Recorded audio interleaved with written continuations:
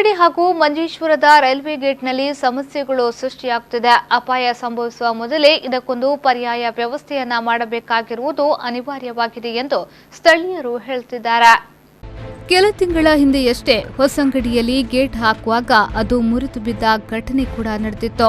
ಇದೀಗ ಗೇಟ್ ಹಾಕುವ ವೇಳೆ ವಾಹನಗಳು ಸಂಚರಿಸಿ ಗೇಟ್ನ ಮಧ್ಯದಲ್ಲಿ ಸಿಲುಕಿಕೊಳ್ಳುವ ಘಟನೆ ನಿತ್ಯವೂ ನಡೆಯುತ್ತಿದೆ.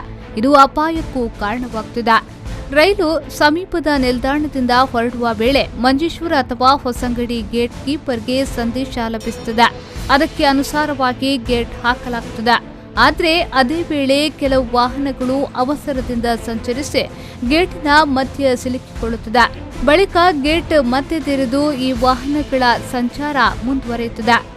ಈ ಸಮಯ ರೈಲು ಕೂಡ ತಲುಪುವ ಸಮಯವಾಗಿರುತ್ತದೆ. ಒಂದು ವೇಳೆ ಈ ಹೊತ್ತಿನಲ್ಲಿ ರೈಲ್ವೆ ಗೇಟ್ ತೆರೆಯಲು ಸಾಧ್ಯವಾಗದ ಸ್ಥಿತಿಯುಂಟಾದರೆ ಅದು ಅಪಾಯಕ್ಕೆ ಕಾರಣವಾಗಲಿದೆ.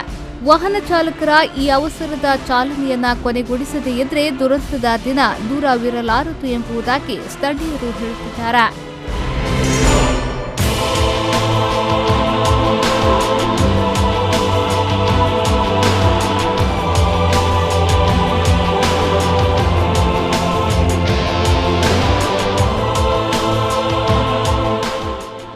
ರೆಹಮಾನುದ್ಯಾವರ ವಿ4 ನ್ಯೂಸ್ 24/7 ಮಂಜೇಶ್ವರ.